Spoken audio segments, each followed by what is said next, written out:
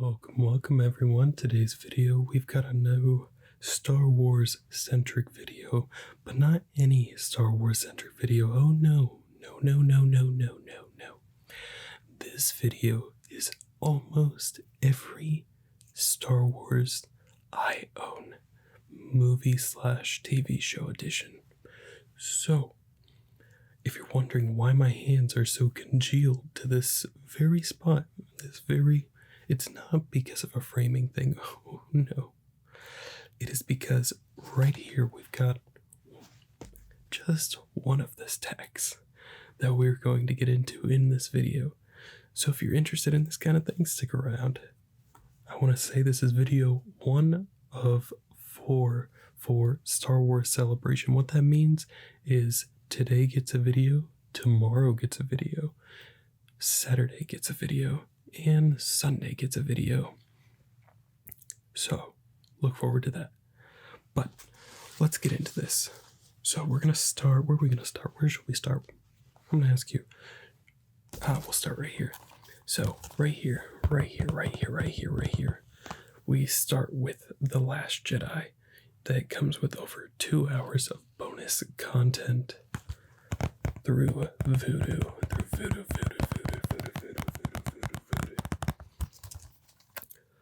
Now, I'm not going to say I hate this movie, but I'm not going to say it was my favorite ever. It's down there, but I mean, when you rank Star Wars, you're basically ranking Star Wars to Star Wars. You can't really rank it against anything when you're as big of a fan as I'm sure me and you are, so it's definitely down there, but it's not the worst. Alright, The Force Awakens, Blu-ray, DVD, and digital, and it comes with all new bonus deleted scenes and revealed plus secrets of The Force Awakens. This comes with a few bonus, such as Secrets of The Force Awakens, a cinematic journey, The Story Awakens, the table read, building BB-8, crafting creatures, blueprints of a battle, the snow fight, John Williams, the Seventh Symphony, ILM, the visual magic of the Force, plus deleted scenes.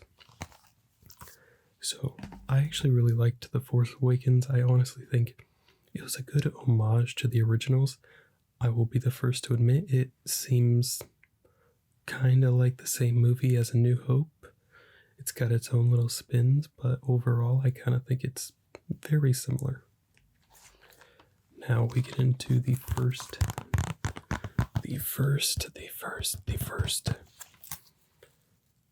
Solo movie, no pun intended. The best Star Wars yet.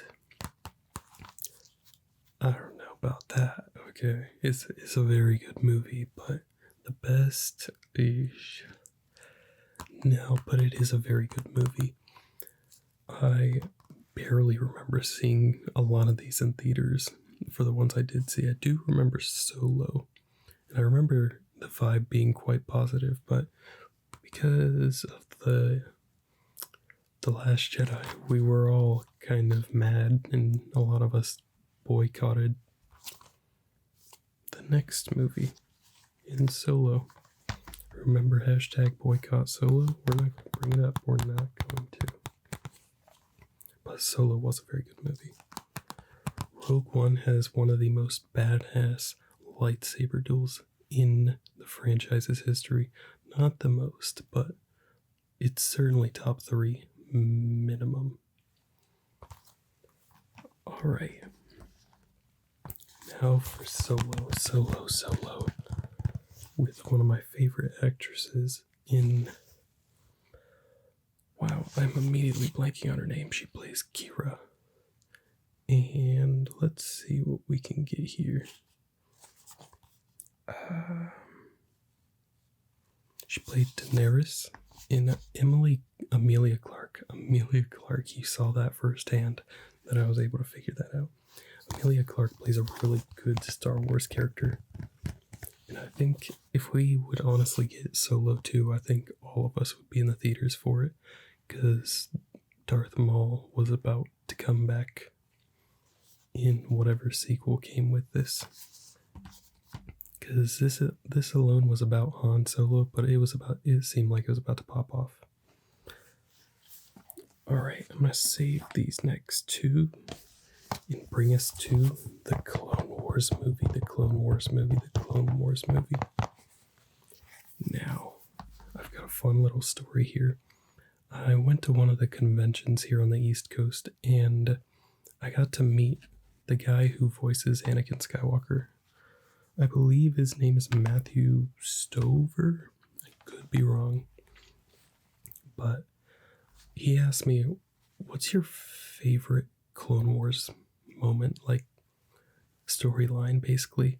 And I'm like, oh, there's so many good ones. Like, there's Domino Squad, and then there's... yeah, that's probably actually my favorite. But I was like, one of the more underrated movies was, or storylines, was this movie where we got to finally meet Ahsoka Tano. I say finally, but it was like, that's where she was introduced. And it was a very good movie for me. I know a lot of people don't agree about that, but the funny thing about that story is Matt actually said he thinks that this is going to be a lot like The Phantom Menace, where people come around to it and realize, like, it's beauty. And I'm like, all right, that's kind of deep. And I actually really liked that answer. It was really cool to hear, you know, one of the voice actors be like, oh yeah, I actually really enjoyed the movie myself. He didn't directly say that, but he did say that this movie is very underrated. Paraphrasing. Alright. We get into a special. You're going to be seeing some VHSs here. I didn't ever stop at the DVDs. Alright. The biggest box office hit in history. Star Wars. As you can see right there, it says Star Wars. Star Wars. This was the Hi-Fi CBS Fox edition of Star Wars. This was the first VHS after the movie was changed to be called A New Hope. And this edition's actually really cool. I like to collect the editions because then I can kind of see what it started like and what it's looking like right now. And it's always a very cool experience to see, especially with something like this that goes back so far. Let's see if we can get a year here real quick. 1984. So Return of the Jedi came out in 1980. And these are the VHSs that came out in 84. Speaking of 1984, we're skipping the middle movie. You know, we're not going to skip Empire. Let's see. There's actually a sticker over this, but I'm going to assume it's 1985. We have the CBS Fox version of The Empire Strikes Back. The Empire Strikes Back. Getting these was actually really cool. Like, I was looking for the first edition of all the Star Wars movies out there. Now, I wasn't about to buy 35mm or 8mm or Laserdisc, but these are the earliest versions I did find. And I thought they were very cool. Very cool. Seeing some of just the differences in these movies versus watching like the Disney Plus version today, which is the most up-to-date one, it's pretty cool. We move on to our final VHS of this CBS series, and it is Return of the Jedi. Return of the Jedi. The Empire is brought to its knees. this was. It's hard to rank Star Wars movies. I would say for me it's Empire, and then Revenge, and then it's between this and Attack of the Clones for me, but Attack of the Clones is a very personal movie for me, so that's why it ranks so high. Very good love story. However, if I was just basing this off of what people enjoy, I would say for most people it's either Empire or Revenge of the Sith, and then it goes Return of the Jedi. It is a fantastic Star Wars movie. Alright, moving on. We've got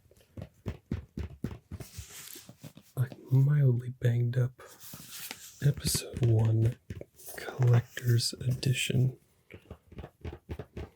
The Phantom Menace. The Phantom Menace. The Phantom Menace. As you can see, it comes with a little movie strip. It comes with a movie strip, a book, and the movie itself.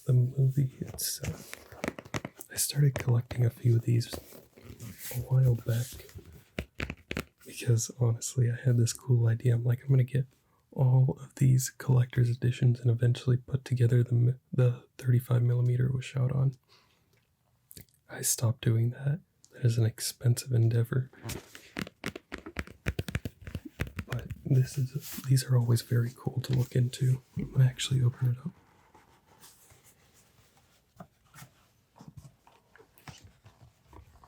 This is one reason why it's so cool. Check that out. There's Naboo. There is Naboo. Alright, now to finagle a little bit. Let's see, what scene is this? Can I see?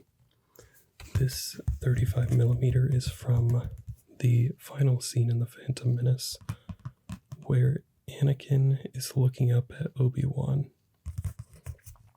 And there's the whole Naboo celebration thing where Padme gives Boss Nass that orb. And that's what that is. We've got the art of Episode 1 with Jar Jar Binks on the back. Let's just flip to a random page. We've got the underwater villages right here, and the bongo on the left side, leaving with Jar Jar, Obi-Wan, and Qui-Gon. This is actually a really cool book, which is interesting. I just saw something. That is a character I would have never thought I would see in Episode 1. That is a Night Sister. Not just any Night Sister, that's the mother of the Night Sisters. So, maybe I should start looking into these, jeez. Because if the Night Sisters were being, like, talked about for Episode 1, like, what else did they have that I haven't seen before? I've got to say, I've never been a big fan of the art of books. I buy them because I'm a huge Star Wars collector, but I've never like looked into them. But now seeing that, it's like I almost have to now. I almost have to. All right. You know what? I'm reaching over things. Let's do this. Yeah, no, I'm gonna reach over things. We're not gonna do that. Here we have my first ever Star Wars trilogy, or it'll turn out to be the saga. And to be fair, for those of you wondering, why does it look so like weird like that? These actually usually go into each other. However, I didn't know that when I was a kid, and I'm not going to stop it now. Now, these, I believe, are the full screen versions. The full screen versions of these movies. As you can see right there, it says Star Wars Trilogy. And on the back, it says a long time ago in a galaxy far, far away. And on this back, you get the Millennium Falcon. But these have an amazing story. I used to watch Star Wars all the time. Like, I would watch the movie on a separate, like, I had a laptop that I would sit off to the side of my main, like, gaming console, and I would just click start it, and then once it was over, I just replay it. And I replayed the heck out of these things. On long car trips, we used to take like several hour trips constantly, like at least 4 times a year, where it was like over 8 hours, probably closer to 9, 10. I watched these religiously. So much so that the Attack of the Clones disc actually started to get very damaged. It was very upsetting. It was this one. That's how you know it was my favorite. This was the only one that got so messed up that it would not play. It would skip around all over the place. This is my favorite part about this version, is the disc art. The disc art on these was so cool. Whoa. But the great thing about these is, one, I don't know what you just saw, but don't believe your eyes.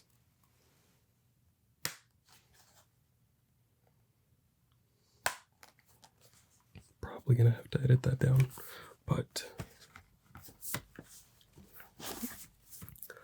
if you did see the disc itself, you're probably like, how does that not work? Not too long ago, I ran into a shop that will actually clean up your discs for like $3 a piece. And I walked in and I'm like, I would like all of these done. And they're like, you know, it's $3 a piece, right? And I'm like, yeah, but these are like my first ever Star Wars discs. And they're like, you know what? We'll give you a discount. So I ended up paying $2 to clean this entire set right here. Minus, however, the very eye-catching piece that you may have goggled. This puppy is not easy to find. This is the thing that George Lucas absolutely hates. The Christmas special. And let me just tell you, I wasn't a fan. I tried to watch it. I still need to try to finish it, but Wookiees on Kashyyyk for basically Christmas or Life Day is what they call it, speaking Wookieese without subtitles. Who thought of that? Who thought of that? It's such a beautiful disaster of a movie. Alright, so we've gone through some things that finally allow me to show you these two. Now, like I said, the ones I just showed you started running out. Like, they were skipping around all the time, and I was a kid, I didn't have money to buy new ones. And disc scratchers were basically something everybody owned back then, but like none of them worked that well. The one I had them use was actually a professional grade one. Now, I am very grateful for these. I asked my parents, I'm like, can we please give me a new set of Star Wars, because mine are literally stopping, like they're not working. And they're like, well, maybe if you ask it for Christmas. And I'm like, that's like several months away. But eventually I did get these. It's the Blu-ray and the DVD. The only problem I have with them, and that's why I really love the last ones I showed you, is These ones are, let me just show you this. They're very basic. There's no like art on the disc. There's no art on the disc. There's no art on the disc. And the art on the disc was one of my favorite parts. That's why I chose to watch Attack of the Clones so much. And then after Attack of the Clones, I would watch the other two prequel movies, The Phantom Menace and Revenge. Usually it would go like that, unless if I just watched Attack of the Clones a couple times. But moving on to the weird things in my collection. Trilogy, Star Wars, Trilogy des Episodes de Star Wars Prequel Trilogy. And if you're wondering why that doesn't sound like English, it's because it isn't. It is French. Scotty, why do you have... It's because I ordered these two together. Because this is very hard to find. And the price this was going for everywhere else was the same price that I got these two together. Would I like to get an English copy of both of them someday? Yes. I actually have the English copy of this one, but I'm very happy that I was able to snag these because this one is like $40 or $60. It's like something crazy. Way more than it should be. But can't change that fact. Alright. Now we've got the Star Wars Complete Saga. What year do we have here? This is probably 2015. I could be wrong. I'm probably wrong. And the date is what I can't see. Here we go. Alright, I cannot see it. But I started buying these. Let me just show you over here. This is the Complete Saga, and this is the Complete Saga. I found this at that same store I got my discs cleaned. And I was like, well, I kind of have to because I don't have this one. And it's really cool because you see Anakin walking towards you and Luke walking away from you. And on the back here, there's a little bit of damage, but I'm not Bill Gates. But I am a proud collector, so I've got these two versions. The reason I buy so many, for one, is I want to have all the versions. One, if they change anything. Two, to see the changes. And three, in case I'm missing any bonus content, honestly. That is the number one reason why. Alright. Way past due, but it was at the bottom of the pile. Is Star Wars The Rise of Skywalker. This is the 4K edition. There's very few 4K movies I buy, but when this came out, I was like, I have to start buying Star Wars in 4K. It's literally my favorite franchise, and now that 4K is becoming like a big thing, I've got to start.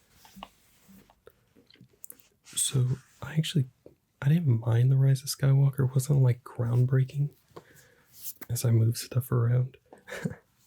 It wasn't groundbreaking or anything. It wasn't like the greatest thing I've ever seen. But it was just a pretty good Star Wars movie. There was a little bit of lightsaber play. That's always my favorite, is when shows and movies have lightsabers, because that's like my favorite part of all of that. I'm going so out of order right now. So I've got a big ticket item. Alright, I really want to show you, but it's like the big ticket item. So let's just reach over here and grab this.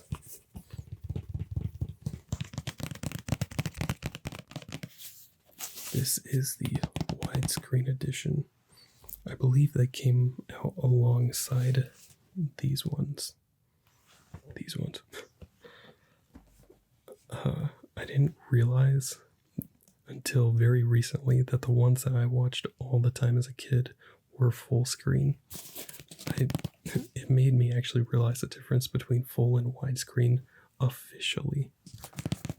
Like, it was very clear when the picture didn't take up the whole screen, but like for a while there, like I only needed full screen because that's what was kind of the standard when I was a kid.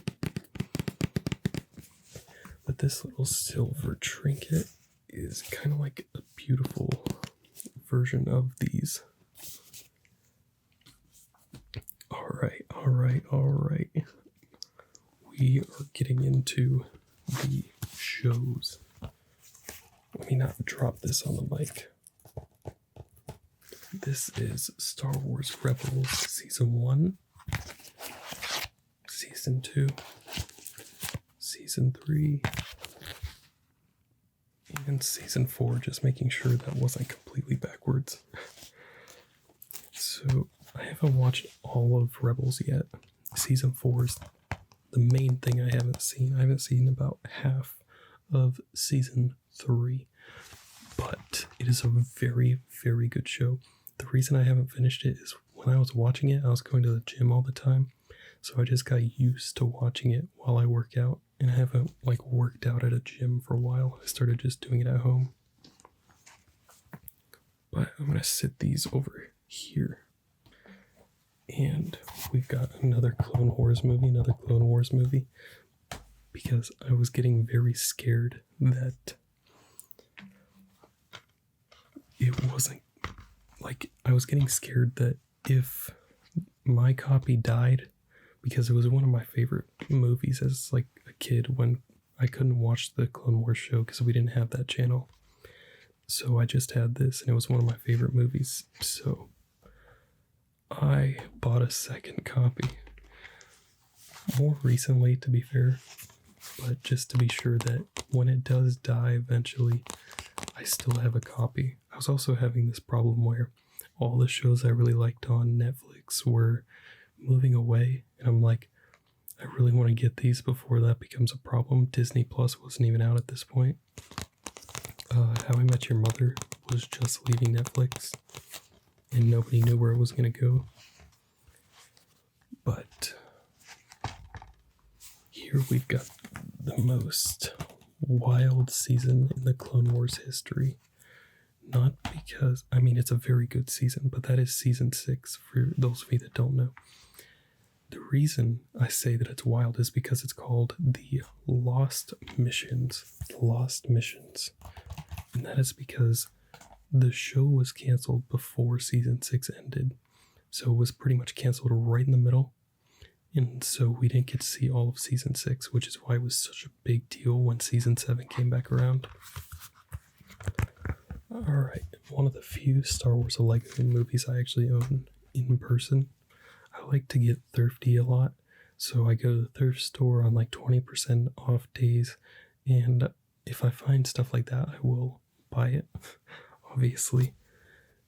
And I do that just because, once again,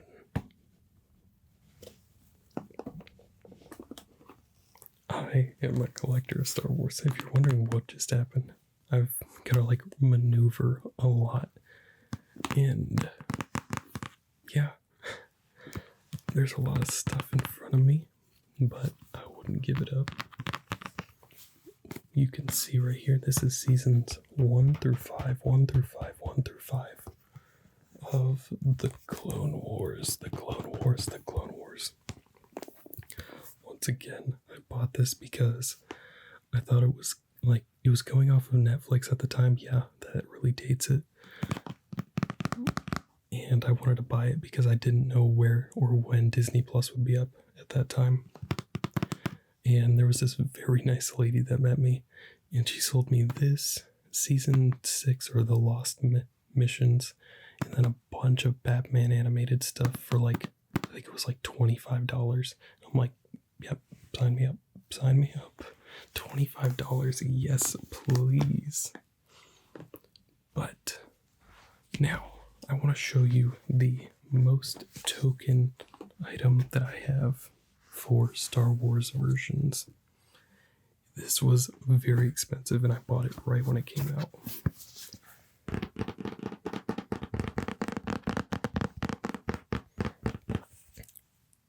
This is the Star Wars 4K The Skywalker Saga. This is the 4K edition that came out back in, I believe, 2020 or 2021. Some time around that whole debacle, you know, with the entire world. This is such a cool box. Now, I haven't really watched the discs per se on this, but it is awesome.